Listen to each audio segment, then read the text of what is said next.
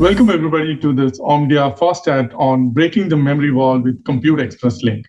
I'm Manoj Sukumaran, Principal Analyst at Omdia's Cloud and Data Center Research Practice, and I cover all things related to compute, specifically the servers, CPUs, GPUs, and other custom processors, etc.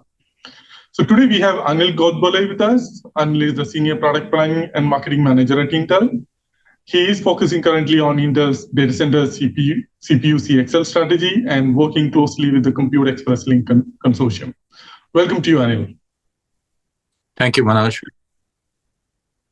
So Anil, tell us about what is Compute Express Link and how did it come up? Sure.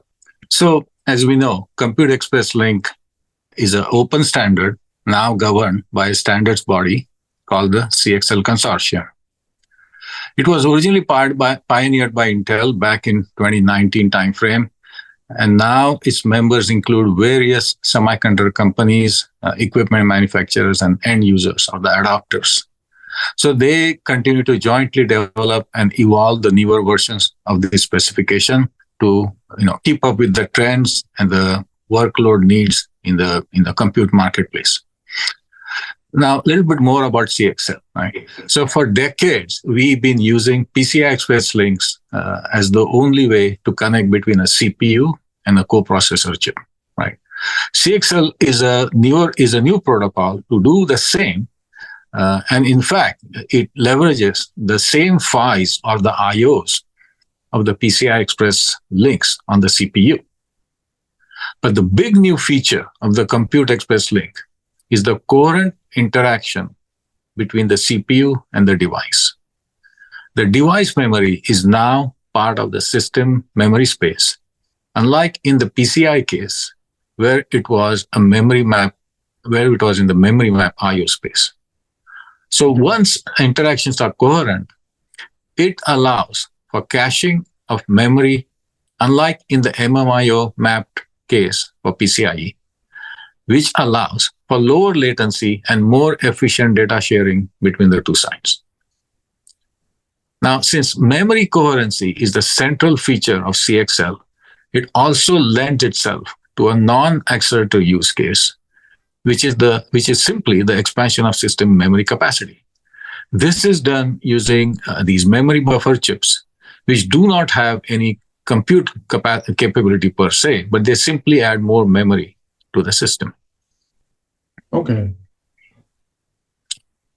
So how can CXL benefit the customers and business, and what are actually the best benefits CXL brings in to the servers?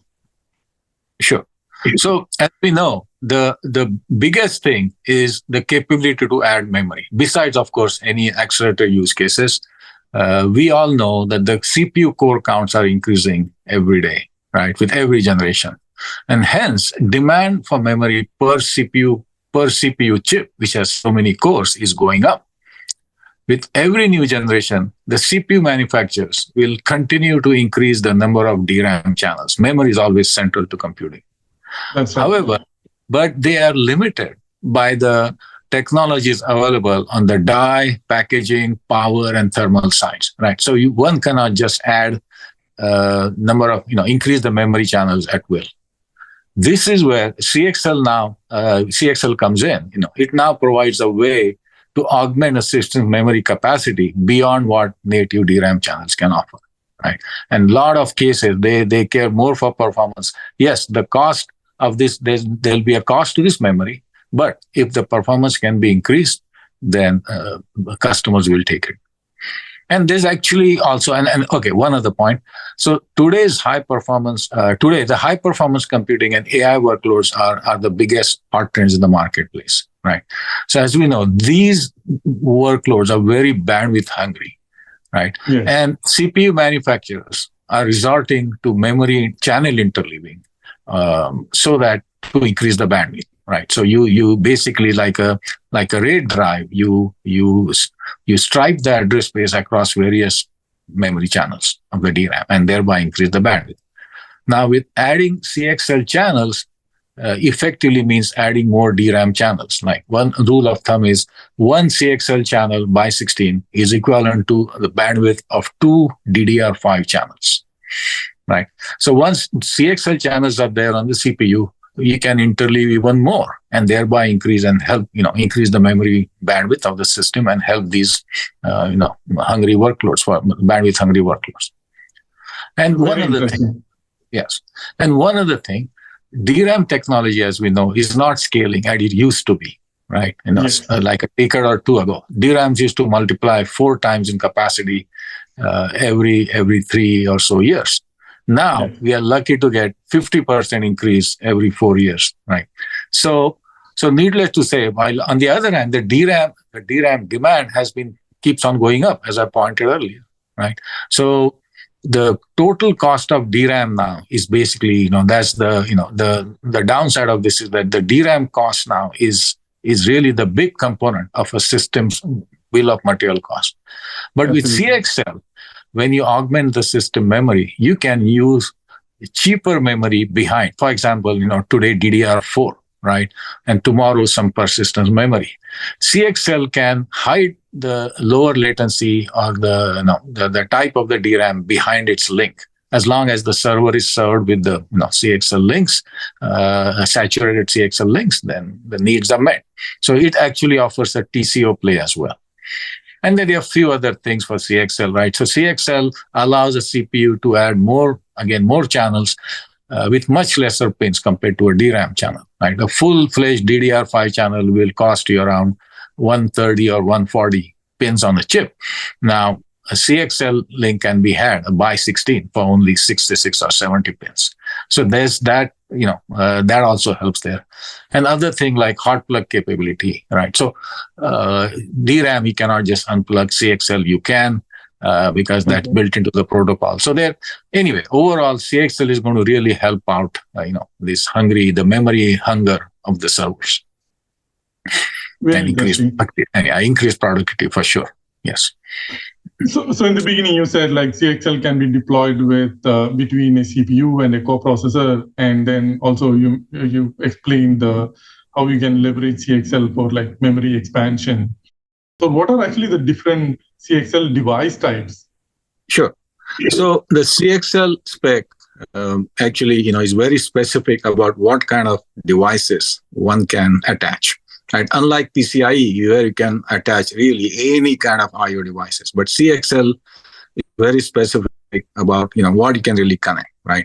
So the first they define 3 device types. Right? So the first 2 types, type 1, type 2, are really the accelerator device types. And the type 3 are the memory buffer or the basic addition of memory, those devices. So let me explain, right? So the type 1 accelerator is really, you could consider it a lightweight accelerator compared to a type 2 accelerator. So the type 1 accelerator does not advertise any memory, system memory on it. It only uses the cache protocol of the CXL to communicate with the CPU. So a CPU can use it in 2 ways, right? One is to use it as a look-aside coprocessor. So let's say a CPU has some task which it wants to perform atomically, meaning without any break. It cannot afford to get interrupted or process swapped or anything. So it can give such tasks to the type 1 accelerator, which can transfer those cache lines from the CPU memory to its side and execute them, or like crunch the job and then send this data back to the CPU. So that's one way you can use it. The other way is used for I/O streaming accelerator, right?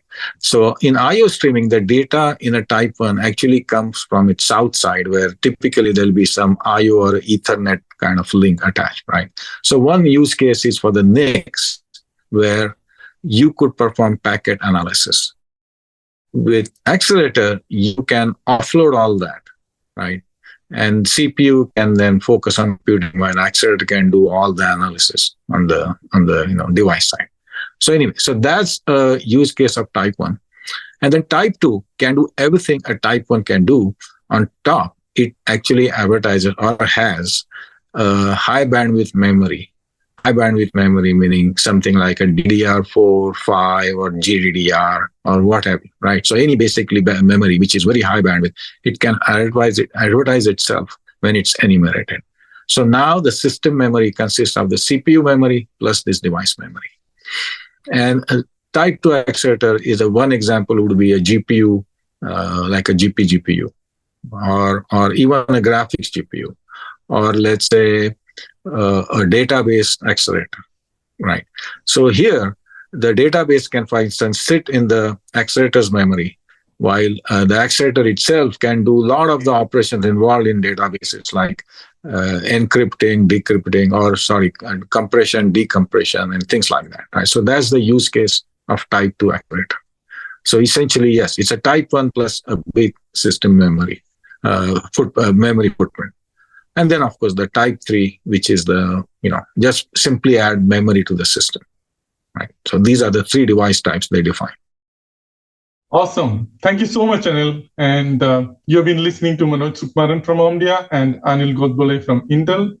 We really enjoyed listening to you, Anil. Thank you so much. Thanks, Manoj. Thanks for having me. Okay. And to the listeners out there, if you'd like to find out more, we have a link below and several additional resources you can download. Thank you for tuning in and have a good rest of the day. Thank you. Okay. Bye.